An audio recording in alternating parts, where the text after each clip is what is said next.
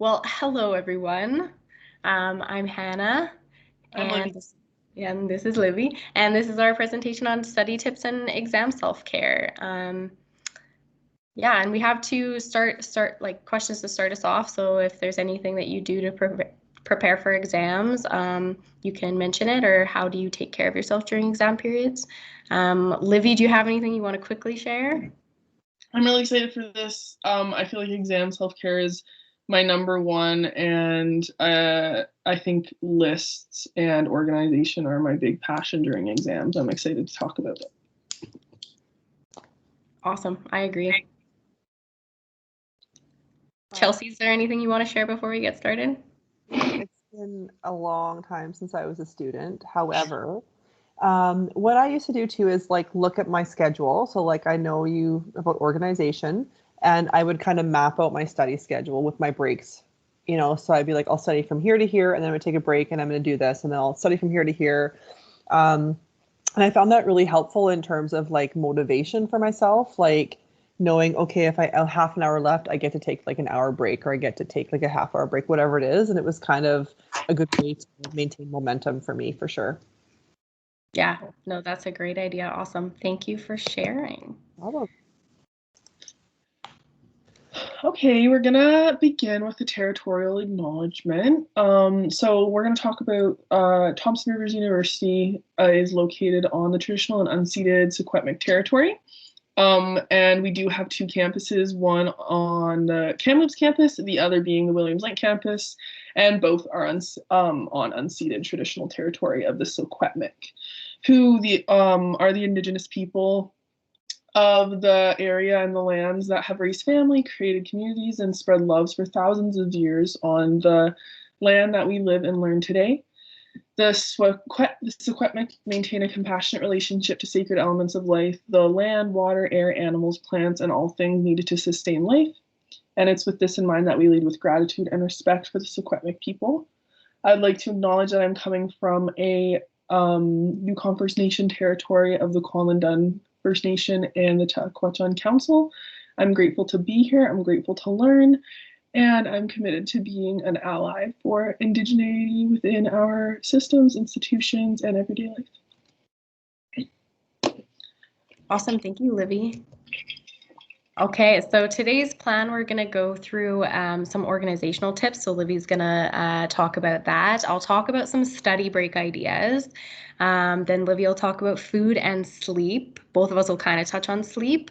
And then affirmations, I'll talk about a little bit, and then Livy will talk about practicing self-compassion. And then actually at the end, we forgot one more note there. We're going to come back full circle to the study break ideas and come up with some more together after what we learned about food and sleep and thoughts and affirmations and practicing self-compassion. All right, so we are going to start off with some organizational tips because season can be crazy, it can be overwhelming, and it's honestly shocking how much we can mitigate stress just through being organized and knowing what is expected of us personally. So knowing your exam schedule is essential to your academic success. We need to consider a couple things here. So the first one I have up, first and foremost, is time zones, making sure that you know what time your exam is in the time zone that you're in. So for example, I'm in the Yukon, which is an hour ahead of BC. So if my exam was listed at 11 a.m., that would actually be noon for me. So I would want to make a note of that. Overlaps and mistakes. So it's really good for us to look at all of our final exam projects and dates in one kind of cohesive maybe list, and then we can pinpoint points of maybe contention or extreme moments that are like more demanding, and then we can plan for that. So maybe if you have 3 final projects all due on December 10th, you reach out to one of your professors and you ask for an extension. And again, professors are, it's obviously dependent on the professor, but most of the time professors want to just know that you're taking the class seriously and that you are taking the exam seriously. And more often than not, I've found that you can at least find 1 or 2 professors in the mix that are willing to work with you on flexibility if you have a good enough reason. So it's important that we know our dates for that. And our third tip is to keep an eye out for practice exams, hints, information about test setups. Profs leave little hints everywhere in our online lectures. I feel like sometimes I find myself getting tuned out, but again, it is simulating class where maybe that prof would throw in that little hint that that's going to be on the exam, or to make sure that you listen to these next couple slides. So teachers just want to know that you're trying your best, and more often than not, I feel like they're receptive and they come back and try and help you as best. Yeah, I totally agree with that. Thanks, Livy. It's not letting me go. Oh, there we go. Oh, there we go. Okay, organization tips. Clean organization. I love being organized. I just find it so much easier. It mitigates so much stress for me. So I have 4 different little tips here for everybody. The first one is the double planner. I think I often get some looks when I offer this one, but it really works for me and I wanted to share it with y'all. So what I have to do versus where I have to be. So I have 2 planners here, and I'm going to use mine as an example. So this one, I have to-do lists with check boxes. Okay, so this is everything that is required of me in the sense of production. I have to actually physically do what is in this journal. My free complimentary Trusu organization planner, this tells me where I need to be. So you know, right here it says that I have wellness in your house with Hannah. So that's perfect. So not that I have to do anything for wellness in your house, but just that I need to be there. So that's kind of the difference, the 2 planner method. And I just find it easier because I can open up my day planner and say, okay, what is today? What do I have to do today? I can know where I need to be, and then from there go on what I have to accomplish, and I just feel more clear-headed. Number 2, study buddies. We are stronger together. It humanizes the experience of studying. It gives you a friend. It makes you feel like you're not alone, and it reminds you that other people are going through the same things as you. I found that in my time in university, I've really enjoyed studying with other people. I find that it's always interesting to hear how my classmates interpret material, and I just feel like study buddies give you that little bit of extra perspective. Flashcards, simulating the real deal. I think that sometimes taking notes can just become very repetitive and almost mechanic in a way, and sometimes it's hard to actually take in the information, whereas flashcards, it's simulating that actual feeling of, okay, I think I know this term and I've written down the definition 6 times, but what if the definition was taken away from my eyes? So it's just that little test. Plus flashcards, get fancy, do some art. I would write little pictures on my flashcards, and I would like watch Netflix while I did my flashcards before I was actually studying, and it kind of, not to say that it was fun, but it was more enjoyable than it would have been without the pictures. And which kind of goes into the last one, which is color coding, different colors for different subjects. So I just bought like a 10-pack of felted tip double-sided markers. I think they were like $5, and you just pick a color for a project, or you pick a color for a class and you stick to it. So throughout my whole semester, my English class has been pink. So everywhere I write down something that I need to do for English, it would be in just like my pink felt marker. Communication class would be green, so on and so forth. It adds fun, it adds organization. If you're a visual learner like me, then it can help with that too. Awesome. I love those tips. I'm not very organized, Livy, so those are great ideas. I feel like I'm making like notes and lists like all over the place like a million times over, and then I'm losing them. So yeah, those are some great. I love the color coding. I'm gonna try that. Okay, so I have some study break ideas here, and usually I kind of recommend like 15 minutes each. That's just kind of online what people say is the generic time to break from studying. But I think, you should figure that out for yourself. I've done study breaks where I've like watched an episode of something and it's like a 20-minute or 30-minute episode, and then I go back to study for like an hour or so sometimes, and that works. But I have two kind of categories here, like the generic ones that everybody kind of tells you, like to meditate, and then I have a link to Google results of 15-minute guided meditations, and there are so many, which is so awesome because it's free and you can just do that very easily. Do something nice for your brain and your soul, and then get back to studying.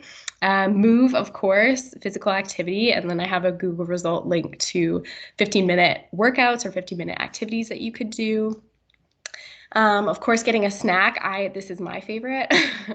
Snack and like napping are my two favorite generic study breaks. Go grab a snack, bring it over to your study space, or eat it over there and come back. It's a great way to spend 15 minutes and then come back refreshed. Tidy. That's more of something that I'll do to procrastinate studying. Like the only time that my entire apartment is like spotless is because I'm procrastinating having to do something. But what would be better, more productive, is like I'd study for a bit and then tidy like the kitchen and then study for a bit and then clean my room and then study for a bit and then clean the bathroom. That would be much more productive. So yeah, that's a good one too. Napping, of course. I love cat naps. So I have been napping for 20 minutes since I was like 14. So I'm capable of doing that. And it is refreshing. And then I have drink water. I drink a lot of coffee, but I've been trying to drink more water. I have my water bottle here. That's why I put the ... because usually I would go for a coffee break for 15 minutes, but I'm going to try to drink more water. And I encourage everyone, hydrate. There we go. Okay. So the creative ones that I found kind of online when I was doing some research, and I asked some of my friends what they like to do. Origami was one that I heard from a friend, which I love because that's so easy too, because you're going to have paper around in your study space. And then I have a Google result link for some easy origami guides to follow. Hang with your pet if you have one. That's a great one. I think Livy talks more about like animal therapy later, so that's going to tie in later to your mental health, and a great study break idea. Chair yoga, and I have Google results for that. Make a study playlist, which I love, because that's just a great way to also get pumped up for studying. Like if you're feeling like low energy, you don't feel like it, make yourself a little playlist, put it on and get going. I think that's a great idea. I already said that I like to watch episodes sometimes as a study break, so that's a good one. Play a game on your phone, and I mentioned that Mario Kart is available on your phone because I was like amazed when I saw that. I know, Livy, Mario Kart is available on your phone. I did get really excited when I read that when I was going over these slides. I was like, Mario Kart's on my phone? Yes, you can get it for free. It is so fun, and it's a great study break idea. I love it.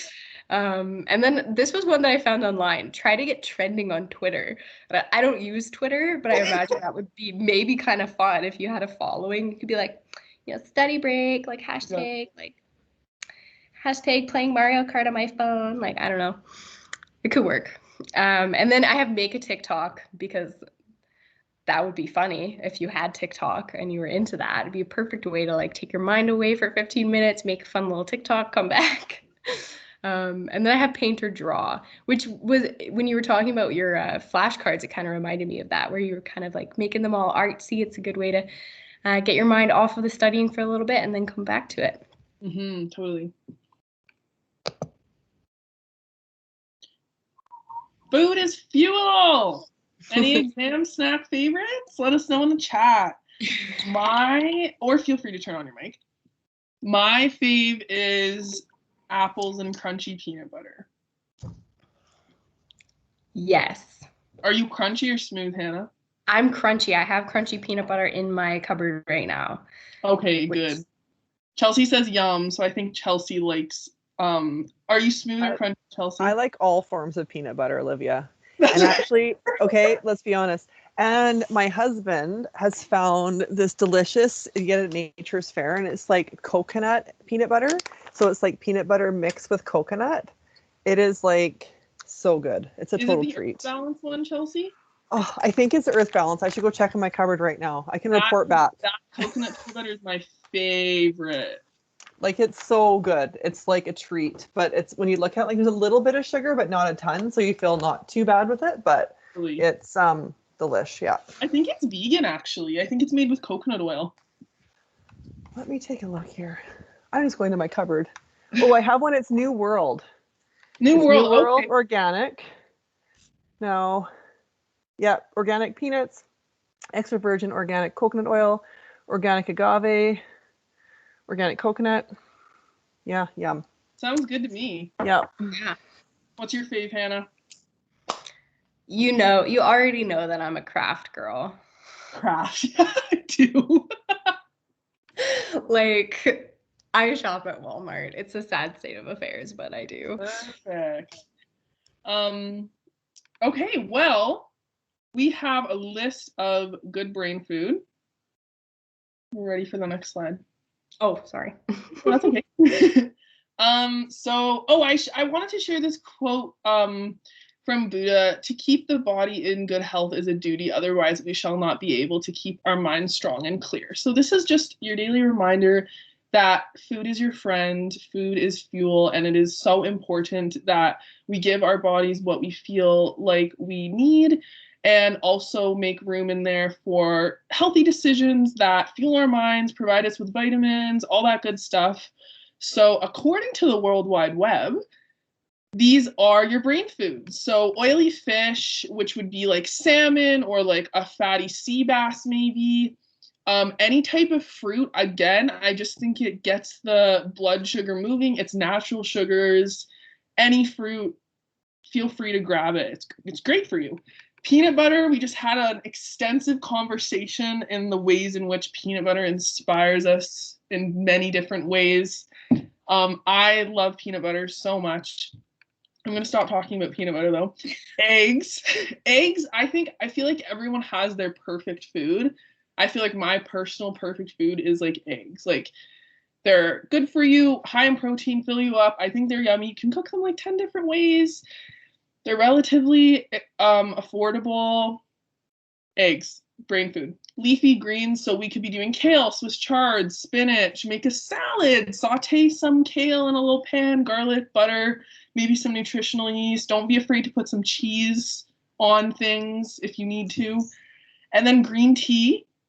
I know green tea has a million different benefits, but it has great antioxidants. And maybe, Hannah, if you're feeling like you want your 5th cup of coffee, you could do a green tea.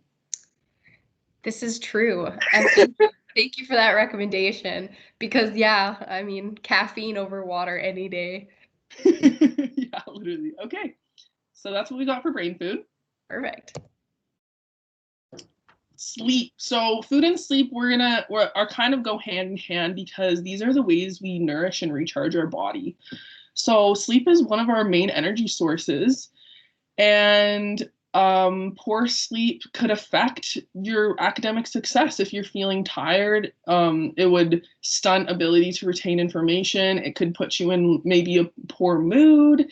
It could not really help you focus. So poor sleep does affect us more than maybe we think it does. So we have some tips for everybody for getting a great sleep, a restful sleep. And we acknowledge that it's really hard sometimes to turn our brain off, especially in this crazy, fast-moving world. So it's definitely not easy. And sometimes we just have to remind ourselves that it's maybe something we have to work for ourselves a little bit more than we thought. So a couple tips we have going on here is to go to bed at the same time every night and wake up around the same time, even on weekends. So this is just a suggestion to create cohesion in your sleep schedule and get your body on more of a natural clock. So maybe you shoot to fall asleep between 10 and 12 every night, and you shoot to be up no later than 10. Like, I would suggest that as a starting point. I wouldn't suggest stressing yourself out. Like, I need to be asleep by 10 and I need to be up at, gradually move into it. Give yourself grace. If you're tired, honor that, but getting yourself into a little bit of a routine is beneficial in the long term for sure. Sleeping in a dark, quiet, cool room in a comfortable bed, or maybe only using your bedroom for sleep, sex, and sickness, so not studying. So often we are recommended to study elsewhere, and I know that this can be hard if you're living in a small area. Coming from someone who's lived out of dorms, it's not always an option. But if you do have the option to study somewhere other than your room, we do recommend it. So, and then number 3 is for healthy habits before bed. So avoiding caffeine before bed, maybe stopping electronics 1 to 2 hours before bed, just because, you know, that light does stimulate our brains and our minds, and it makes us more active and energized than maybe we would normally be without a phone or a laptop. Set aside time to process the day and think about what happened to you that day, so you're not lying awake in bed going over everything that could have been. Maybe eat a light snack before bed if you're feeling hungry. Again, this is all just like intuitive things, listening to your body. Number 4, if you feel like taking a nap, and Hannah touched on her 20-minute cat naps. Those are really great. They really can, like, if you are a nap person, those can really re-energize you, have you just pop back in some energy. And we do recommend that maybe a nap anytime after like 3 or 4 p.m. to, depending on when you're going to bed, you don't want to nap too late in the day. But I would say as long as you have a good 6 to 8 hours before you plan to go to bed, I don't think a nap will affect you negatively too much.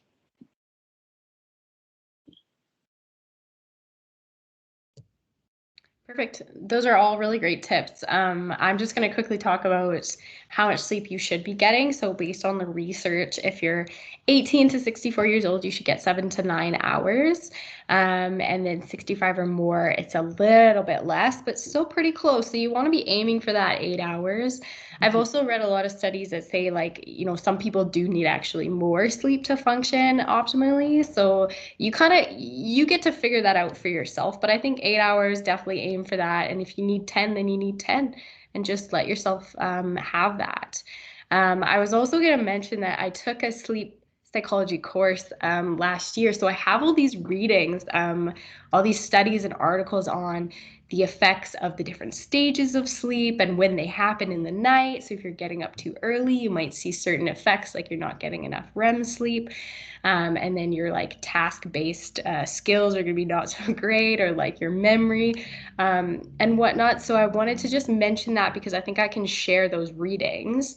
But I'm not sure. Chelsea, you might know better. I took them from course material, like they are downloaded PDFs of articles. Am I allowed to share those? I think so, because if they're articles that have been published and they were part of the course, as long as we give credit to where you found them, what we can do, and this is the one thing I was just thinking about with our Wellness in Your House people who are watching, with our Wellness Center team, we've been posting some information there. So that might be a place, Hannah, where you can just add them to our Wellness in Your House folders. And then people have access. Yeah, but great idea. Was that with Denise, your course? It was. Yeah, Yes. she's like super hardcore with sleep. Like she's done, I mean, most of her PhD work is in sleep, right? So she's super knowledgeable. So I'm sure whatever she's shared with you is super relevant. So relevant, and like it's crazy. Like now that I know it, like I treat sleep so much differently. Like there are connections with like sleep deprivation and all sorts of health risks. So if I just get enough sleep, I am, you know, gonna live longer, hopefully, and be healthier in the long run. So it is really important. And before I took the course, I really didn't think that sleep was all that important. So yeah, it's definitely relevant information.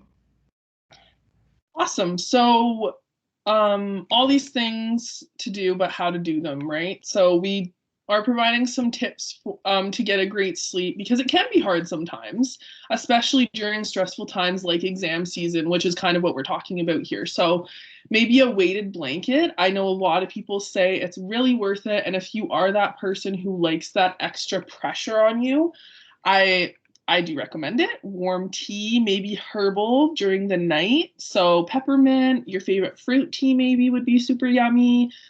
And then turn off happy light earlier in the day. So maybe like every day I have lamps in my room, and every day at 5 o'clock I stop turning on my bedroom light. So the atmosphere of my bedroom is just dimmer, darker, calmer.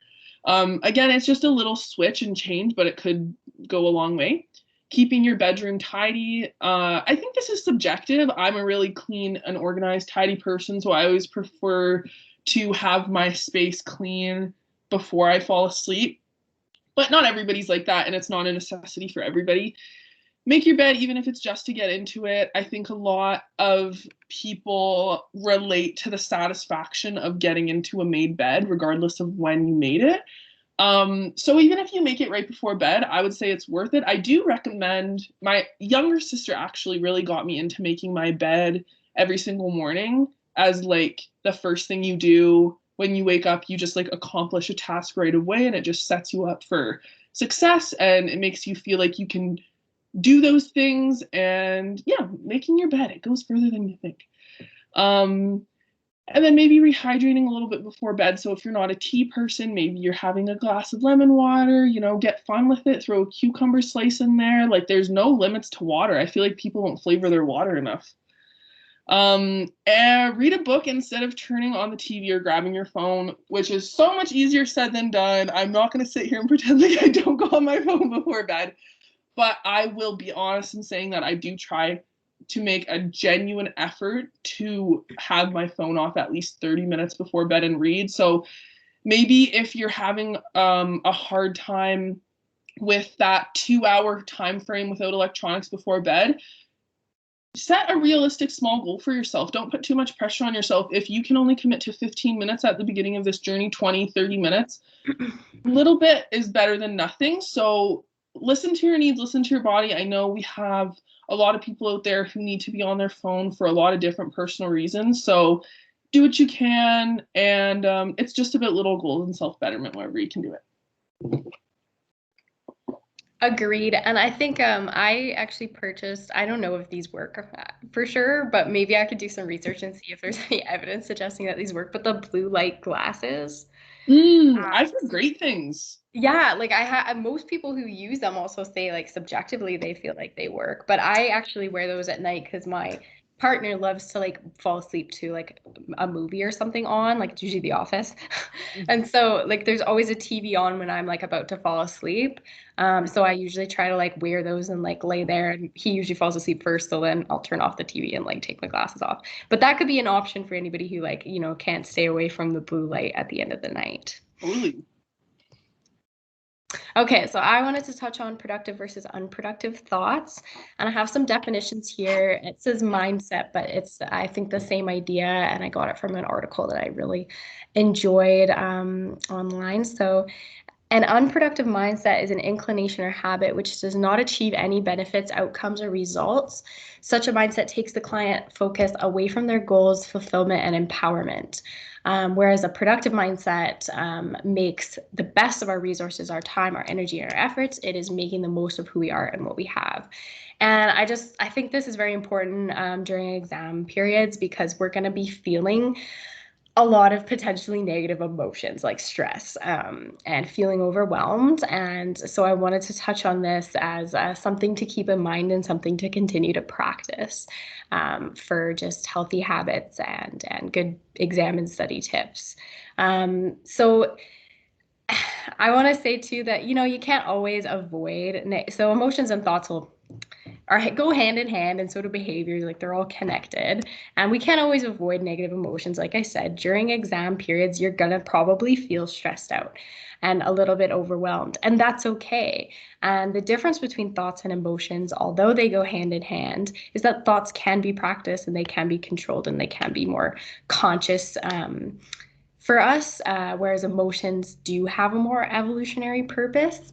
And I kind of wanted to touch on that. I just, in one of the classes that I'm taking, I just had a course on the evolutionary history of like fear and kind of motivated behavior. And it's very interesting because, yeah, this is very ingrained in us, and we were created to, sense threats in our environment, feel a strong emotion, and behave accordingly in order to survive. And we're still having those physiological events happen to us every time we sense threat in modern society, even though, most of the time we're not being presented with life or death situations. We're being presented with an exam or a presentation, what have you, that's making us feel these like life or death emotions. And so it's important to take a step back and like understand that, I think, and just think about ways that you can still be productive without ignoring those emotions, but using them in a productive way. I'm not going to die from this presentation in public speaking. This stress and anxiety is just going to help me to work and practice and make sure that I don't embarrass myself. So that's a good productive way to look at it. And then I have this quote that I really like from Martin Luther King Jr. And it goes that we must accept finite disappointment, but never lose infinite hope. And I thought to connect it to what I'm talking about here, finite disappointment being like kind of just temporary feelings that are negative, emotions that we're presented with all the time in daily life.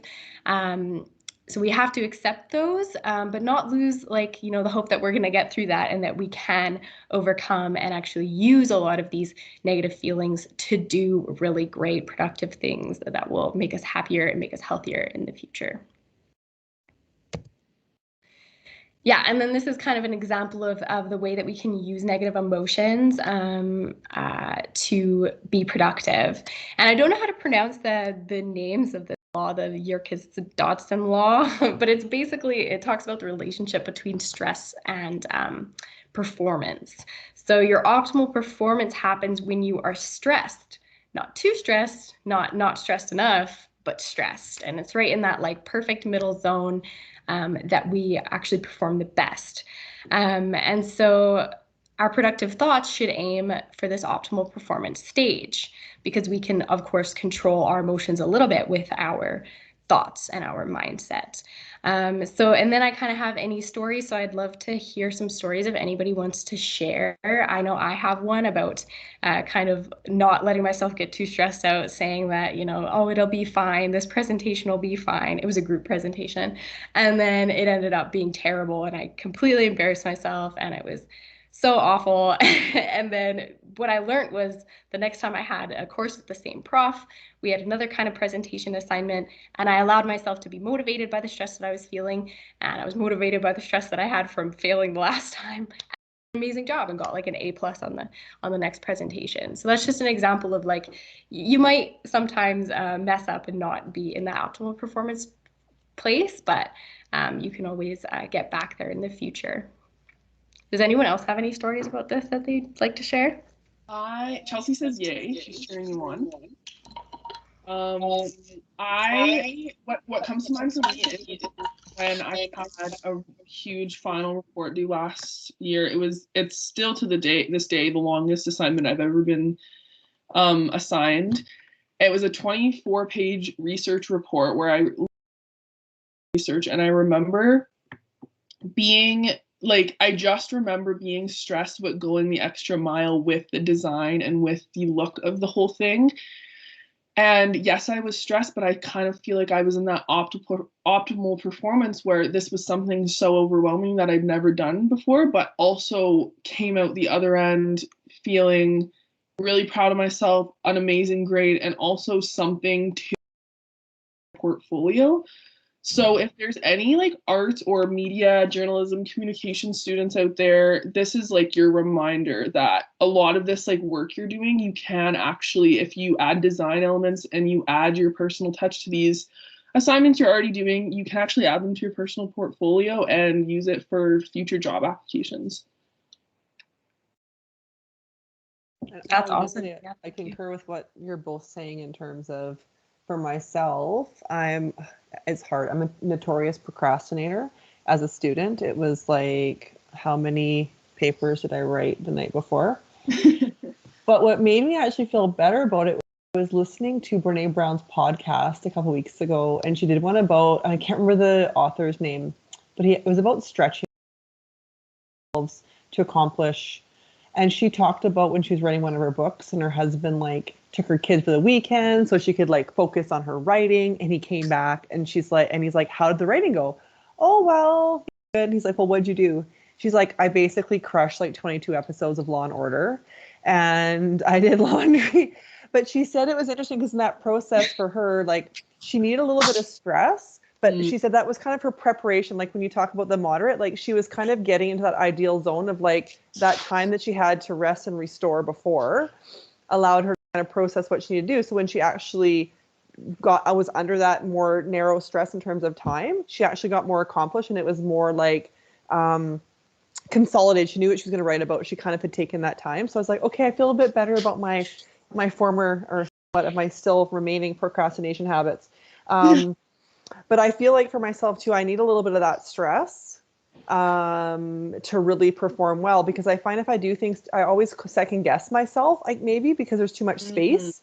But when like crunch time hits, it's like you don't have, too much time to second guess. You sort of have to be on point, right? And so I've gotten better as I've, get more, I think that organizational piece, and I've said this numerous times to students about wellness too, is like when you're organized, it really helps. But also knowing this about myself, if I can get a few things, some ideas pre-planned, but then I have that chunk of time just before to really focus in, I think it's helpful. So yeah, I like this, Hannah, that chart. Thank you so much for sharing. I totally agree with it. Yeah, I procrastinate a lot too, and I need that kind of stress of like the impending deadline getting closer and closer. Yeah. Awesome. Okay, so this last activity, and I know Chelsea, you have to leave, but if you do have time to come do this activity with us, that would be nice. But if not, that's okay. But this is a thought record, and it's an activity used in cognitive behavioral therapy a lot, and in other forms of therapy that want to look at bringing awareness to people's automatic thoughts and also their emotions, and kind of correcting those or making those more adaptive or more productive. So this is what it looks like, and the chart is a little blurry, so I wrote out each step. Go in and fill out, number one, a situation, the feelings that you felt, and rate them. The automatic thoughts that were going through your head at the time. And it says circle the hot thought. That's just kind of the most important, like the standout thought. And then evidence that supports the hot thought, evidence that does not. You could write down some alternative balanced thoughts, and then rate your moods at the end once you've thought about these alternative thoughts and how much you believe in them. And so the next slide, I have a situation that I've come up with, and I filled out this chart. So I can go through it first if you guys want some time to fill out your own charts, and we can all come back as a group and talk about them. And again, Chelsea, no pressure, because I know you wanted to leave in 3 minutes, so it might not be enough time. Sorry, team, I do have to leave. I will leave the recording. Can I just comment though? I really like this, Hannah, because I think that for people maybe who aren't practiced in reflecting on like situations, or I think this gives them a really good structure as a way to start reflecting on like what situations that have happened that didn't feel good for them, but they're not sure why. And rather than kind of just brushing it off, it actually, I think, leads to a lot of learning about themselves, how they respond, and like you said, around the emotion versus the thoughts, that your thoughts you can actually shift. And so thank you for sharing this activity. So I think it's really helpful for people to start that self-reflection. So, but I do have to leave. Amazing job. Thank you for whoever's watching this audience. We have amazing wellness ambassadors who've done such a great job preparing this. Wishing you all good luck on exams and studying. Crunch time is upon us. So good luck in maintaining your well-being. And I will leave this recording so you can wrap up. So thank you both. Great job. Thanks, Chelsea. Thanks, Chelsea. Bye-bye. Okay, I'll just go through mine, Liv, and then if you have anything you want to share, you can share yours too. It might be nice to have some variety for those who will watch the recording. Okay, so my situation, and this is totally something that I do all the time, like whether it's because I procrastinated or something's come up or whatever, but something came up yesterday and I did not begin my studying on time. My exam is coming. I had planned to start studying yesterday, but now I'm already a day behind, and then my moods would be that I'm stressed and anxious and like worried that I'm not going to have enough time and that I'm a failure. And it's like an 8 out of 10 on the stress scale. And yeah, my automatic thoughts are just that. It goes along with those feelings like I don't have enough time to study. I will fail my exam. And if so, I'm a failure and it's my fault for not studying yesterday and blah, blah, blah, blah. And then the evidence to support, and I circled the hot thought as in like I'm a failure. So the evidence to support that is, yeah, okay, it's true that I may not have enough time to study. I may fail the exam, and that would make me feel like a failure. But the evidence against is that I can still study for 2 days. I have studied for exams in the past time and done well. You know, I've done well in the other course evaluations for the same course. You know, like even if I did fail this test, it doesn't make me a failure, and I might actually do just fine in the course in the end. So you can see that there's a lot of evidence against this hot thought. So then, of course, from there, I'll go to all my alternative thoughts, which is that I'll spend more time studying over the next 2 days. I'm motivated, I'm stressed out, I'm ready to do this, and I'll probably do just fine on the exam as I have in the past. Even if I don't, I can at least try my best. And so now I'm like way less stressed out. I've calmed myself down. I'm like, I'm just going to get this done, put my head down, and I'm like a 4 out of 10 on the anxiety at this point. Perfect. So what are your thoughts, Livy? Yeah, I feel like I can really relate to that, first of all. And I do have my own thought record I can share. Okay, perfect. So my situation, group project, 3 days, it's due. You log on to the shared Google Drive, the PowerPoint. It's not cohesive. It doesn't look, no one is writing in the same tense. You know, everyone's using a different font. Maybe there's a couple missing quotes, citing's done wrong. The general information and whole vibe is there, but there's no cohesion and there aren't T's that are crossed, the I's are not dotted, and my annoyance and stress are at a 7 out of 10. I feel like we've had a multiple group reading meetings. I feel like I've been clear and concise on what I expect from everybody and what everybody expects from me, and I feel like we've had that dialogue, so I feel annoyed and I feel stressed out, and I give that rating a 7 out of 10. Okay. 3, my automatic thought is that I want to do well on this project, and that is why I'm stressed out, is because as of right now, I don't feel like I will do well, but I want to. So evidence to support that is that this PowerPoint looks uncohesive. I'm looking at the rubric and I'm looking at the PowerPoint, and the two do not go parallel together. They're clashing, citing's done wrong. There is a lack of cohesion within colors and design. And then evidence against, I stop, I think, I breathe, and I realize that I have the knowledge and I have the means and I still have the time to fix these things, or maybe at least make them better. I have 3 days to reach out to group mates and ask them to edit their work. I have 3 days to put my little jazz on it and maybe try to make it look more cohesive. I have 3 days to check citing and highlight areas where maybe other group members need to edit. So then I have my alternative thoughts, which I will express how I'm feeling and I will fix what I can. So taking a breath, knowing that, again, kind of similar to Hannah in the sense that I feel like I'm going to try my best regardless with the things that I have. And knowing that at least I have these 3 days to express how I'm feeling and give a chance for people to change and maybe make this a little bit better than it is right now. And now I am at a 3 out of 10. I feel less annoyed. I feel less stressed. I've expressed how I feel to my group members, and I'm feeling much better than I was at the beginning. Yeah. Oh, that's a great one. I love that. Group projects can be very stressful, so that's so great.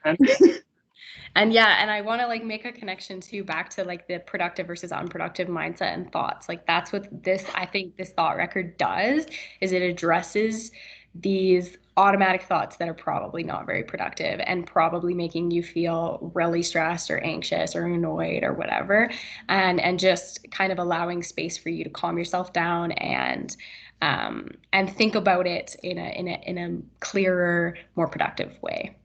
So that's awesome. I love that activity. Yeah. And then, I mean, no one else is here, but there we go.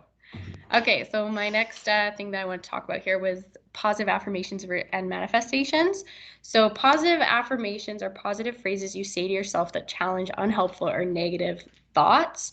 And before we get into some examples, because Livy's got loads and she's going to talk about self-compassion, and there's going to be a lot of examples of positive affirmations in her slides coming up. But I just wanted to talk about how these work and the evidence that we have that this really does actually change our brain, our perceptions, our physiology, all sorts of stuff. And I highly recommend that you guys watch this documentary. It's called You Are What You Act. There's a link in the slide here. And it's free online. It's an hour. It's super entertaining if you're going to watch something tonight anyway to, like, you know, relax at the end of the day. It's a great one to watch. It talks about, evidence that we have that by behaving in ways that are connected to emotions that are associated with positive emotions, you can actually elicit those emotions physiologically and chemically in your body, which is so amazing, I think. So I have like power posing, which I don't know if you guys have heard of, but it was an idea that came up a couple years ago from a researcher who like looked at these people who were like posing like successful people, like you know, big poses of confident poses that are taking up space, and that ended up changing how they felt about themselves. That made them more confident and made them happier. And then I wanted to point out also, this is a point that's in the documentary about actors, so Hollywood actors, and they use the example of Tom Cruise, who does a lot of his own stunts and is in like these action movies where he's like a hero.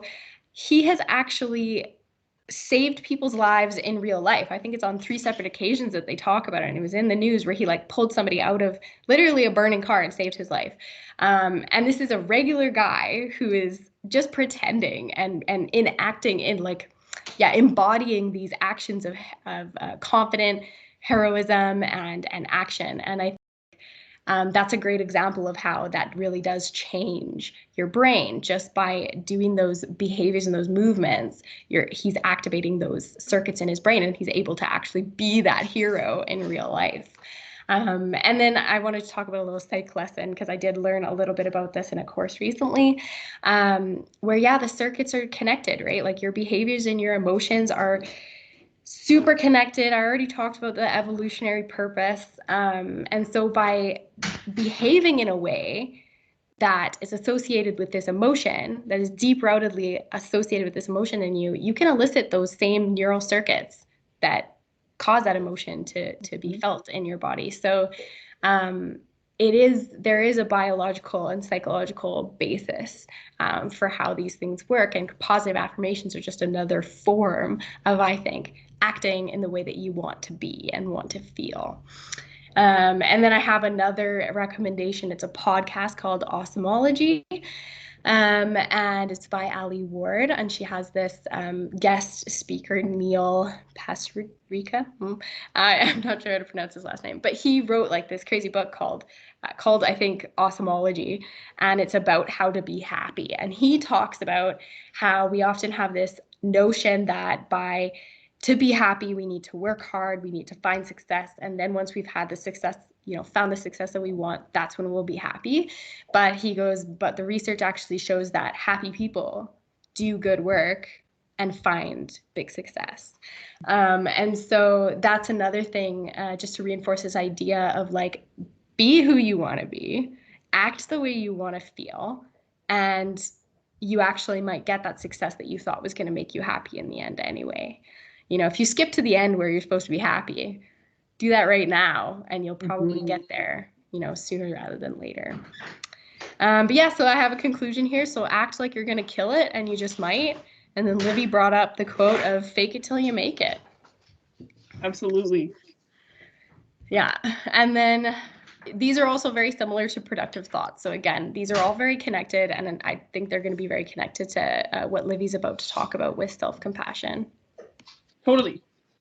Cool. Thank you, Hannah. Okay, so we're going to talk about self-compassion. So we're going to start by defining self-compassion. So this definition comes directly quoted from Kristen Neff, who is a self-compassion researcher and expert. So when we talk about caring for ourselves as we would care for someone we truly love.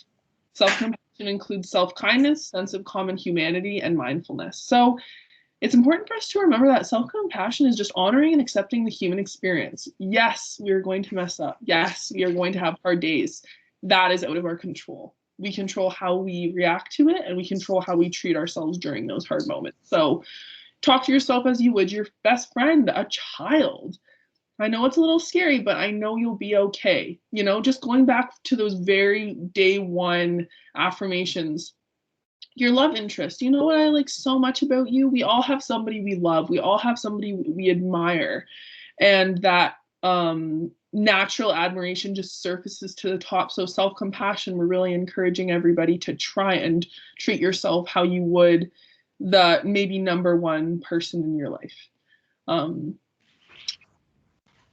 So for positive affirmations, I wanted to give out a couple. I wanted to say that a couple little ways that I do self-compassion within just like my every little daily life is I did talk about my big scary to-do list, but I didn't mention that at the beginning of every to-do list, I put down affirmations. So I can at least read them, and I do try to say them out loud as depending on what I'm doing at the moment. So for the final to-do list I have, because it is finals week, you can do it, ! And then in quotes, it says, I've done it before and I will again. So this is coming from somebody who's in third year. I've gone through multiple exam seasons. I've done many assignments, many tests, and I'm still here. I'm still alive. I'm still kicking, talking about exam tips with all of you. So I feel like that's pretty true for me. I will do it. I've done it before and I will do it again. A couple other ones that I have, I'm just going to read them out slowly in case anybody listening wanted to write them down. I am more than my grades. This too shall pass. I got this. I am strong. I am smart. I am capable. I can and I will. Today I am grateful for blank. These are just a couple examples, and if none of those resonated with you, there is literally hundreds and thousands online. I could probably do a whole Wellness in Your House on positive affirmations. But those are a couple to get you guys going. I honestly think they make so much of a difference. If you're writing a list, if you're doing a to-do list, if you're inspired by the double planner method, get some affirmations in there. Put your affirmations in a color. Make your affirmations a color. There's no limits to these affirmations, and these positive affirmations, these productive thoughts, and self-compassion, these things all go hand in hand. And often when you serve one of them, you serve all of them. Yeah.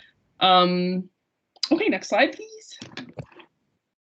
So self-compassion, it's confusing. It can be. And there's really just two simple steps. And we can really simplify this to understand that it's just the first step is recognizing and understanding when you're stressed and suffering. Hey, I'm really stressed out right now. I have 3 exams on the go that are coming up in the next couple weeks, and that makes me feel anxious. 2, respond with self-care and kindness, also known as self-compassion. You know what? This is so valid that I'm feeling stressed out. Of course I'm feeling stressed. I feel stressed because I want to do well. And that's the type of person I am. I try my best. I set a goal and I execute to the best of my abilities. And I'm okay with that. And I'm happy about that. And I'm proud of myself that I can acknowledge my strengths in a moment like this. Boom. That's it. It could literally just be as simple as that thought process. And a Kristen Nelson self-compassion tip that she gives us is the simplest approach is to discover how you already care for yourself and remind yourself to do those things when your life becomes difficult. So maybe in our happiest, most excited moments, self-compassion comes a little bit easier and more natural to us. So sometimes I encourage you to maybe in some of your happier and higher moments, stop and take notes of how you speak to yourself and how you interact with yourself. And then when you're in those moments of suffering or hardship, you can go back to that thought of happiness and remember, hey, you know what? When I'm feeling happy and proud of myself, this is how I treat myself. Why aren't I treating myself like that right now? Okay, next slide would be a little bit of maybe Hannah, if you wanted to chime in on what self-compassion looks like for you, maybe what makes you feel good, or how you care for yourself physically, mentally, emotionally, and spiritually. Okay, sure. I think everything you just said is great. I love that point about taking note of when you are in a very happy place to take note of how you're speaking to yourself. I'm gonna take note of that and use that because I think that's a great idea. Self-compassion for me during exams is kind of what we've been talking about. I try my best to calm myself down with productive thoughts. I think about how I know that I want to get something done. I know I want to do well. So how can I do this, even in this state of feeling like a little bit overwhelmed? And usually the answer is just do it. Just start doing it and it'll get done. And often, yeah, self-compassion also looks like, hey, you've done it before. You're completely capable. Look at all the other people who are doing it alongside you. Like you're not the only person getting tested. You're not the only person taking this course and going in for this exam. We're all in this together in a sense. So definitely that's what self-compassion looks like for me. It's what makes me feel better and feel good. Physically, I do get a lot of sleep. Like I said, napping is one of my favorite study breaks. Yeah. This sometimes happens again as a procrastination thing where I'll like be studying and I get sleepy and I'm like, I'll just take a quick nap and come back to it later. So I actually get probably the most sleep when I'm studying for an exam. I don't pull all-nighters. I am not one of those studiers. I like to study in at least 2 days so that I can get like a big, long sleep. And that always makes me feel better emotionally, mentally, and spiritually. Awesome. Thank you for sharing that, Hannah. I think self-compassion during exams for me often looks like a really hot drink. Like I kind of want to bring with this example, I want everyone listening to kind of just really give in to how simple self-compassion really truly can be and to just completely drop that self-judgment. And for me, it's just like, yeah, I'm going to spend 15 minutes making myself a matcha latte with organic honey and half water, half milk, because you know what? What else could I be doing? I could be crying on my bed, or I could get up and I could go to the kitchen for 15 to 20 minutes. I'm not looking at a screen. And then not only do I have a warm, delicious beverage ready to go back to study, I've taken a break. I've stopped looking at my computer, and I'm just the actual just thought and process of caring for yourself, regardless of what it does, it fills me up and it reminds me that, hey, I'm here for you. I'm here for myself, because you're the only person with you from the beginning until the end. So fight for yourself. It's absolutely about the little things and self-compassion, like, just like what Hannah said, a nap. Like, it sounds simple, but it is so detrimental to our everyday successes. So on the next slide, we have a lot of ideas for you all. Self-compassion could look like a lot of different things. And I want to acknowledge that this isn't even half of what it could be. These are just some ones that you could connect with, but self-compassion truly can be whatever really just makes you feel good. So prayer, walk in the woods, cooking, exercise, a study break of any kind. See Hannah's slides for ideas. Human connection, animal therapy, meditation, movie, or TV. So these are just a couple examples of what self-compassion could look like. And I know sometimes the narrative can get confusing because, we're talking about turning off our phones and we're talking about too much digitization, and then we're recommending a movie and TV too. And what I just want to really stress here is that it is all about balance and it is all about the moment. And that is why self-compassion is so centered around mindfulness, because mindfulness is serving yourself in a particular moment. So maybe your self-compassion looks much different right before bed than it does in the middle of the day. That's okay if those things look completely different from each other. And I just want to acknowledge that most likely will be the case. So yeah, these are some ideas for self-compassion. I think we're ready for the next slide. Okay. We were just going to bring back the idea of study break ideas, because now knowing what we know and talking about what we've talked about, if we had an audience, I would get them to maybe like post in the chat what new ideas they have already or have based on the slides that we presented. But we just put in some ideas here. I was like, power posing for 15 minutes would be a great study break. Yeah.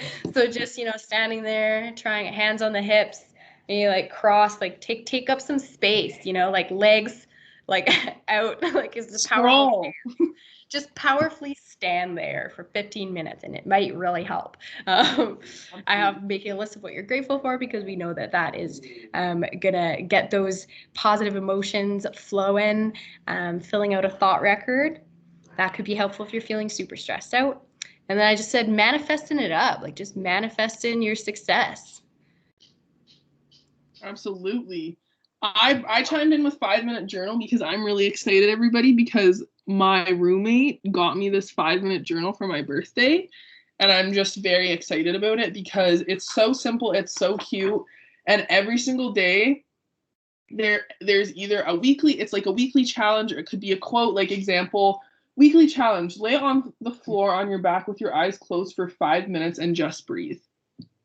We can all do that. Like, we can all lie on our backs for 5 minutes and breathe. And I think it would just reset us so much more than we think. So I'm really excited. I recommend these. You can get them at Indigo, Chapters, any like local bookstore probably has some sort of a 5-minute journal. And then, Hannah, do you know what I was thinking when we were talking? A study break idea, because I just did it to Hannah and she didn't even know. I messaged Hannah and I was giving her a little update on my sister. And it was just like, we just had this like little 15-minute conversation over WhatsApp. And that was a study break for me. Like, I was like, oh, I'm just going to reach out to somebody. I'm going to reach out to a friend. And we had this little quick back and forth. And then I was ready to go back. So reaching out to a friend could also be a study break. Oh, totally. And I call my mom all the time. Well, actually, my mom calls me all the time, but I'll often miss her calls and then call her back. And that's a great 15-minute study break. If you got a mom that loves to chat, then that's a good one That's too. So true. Unwind. Okay. Thoughts, feelings, questions. Got some more positive affirmations here. You do?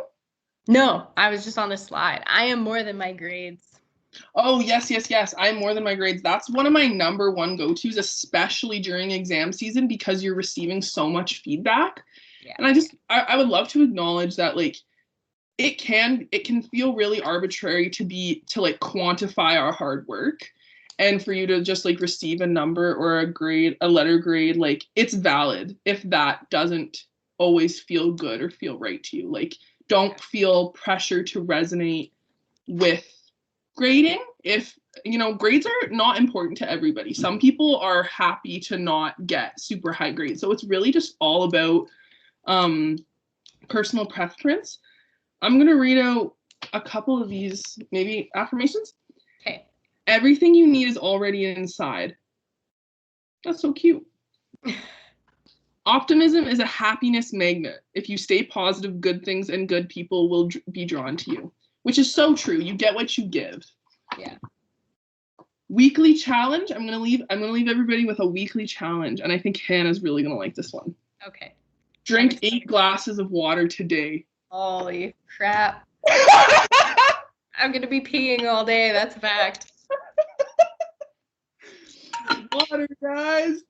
Well, I guess that's the plus of being at home, though, not going to lie, because, they always tell you to drink like 8 cups of coffee. Or not coffee. Oh my gosh. I do that. But water is what I mean. That's supposed to be healthy. And I'm like, how do people do that if they like work or like are out and about? You'd be going to the washroom for me, it would be every 20 minutes. No, totally. So it's a plus to be at home. Get your 8 cups of, not coffee, water in while you're at home, because you can comfortably go. There you go. If you're watching this, your daily challenge is to drink 8 cups of water. Do it. Not coffee, water. Not coffee. Well, that brings us to the end. So thanks everyone for watching. Thanks for watching. Come find us on Instagram, Wellness Center, or find us on Microsoft Teams. We're literally everywhere. And keep our eye out for future wellness events. We're not going anywhere. We're here for you guys 24/7. Yes, agreed. Ditto. Okay. Bye, everyone. Bye, everyone.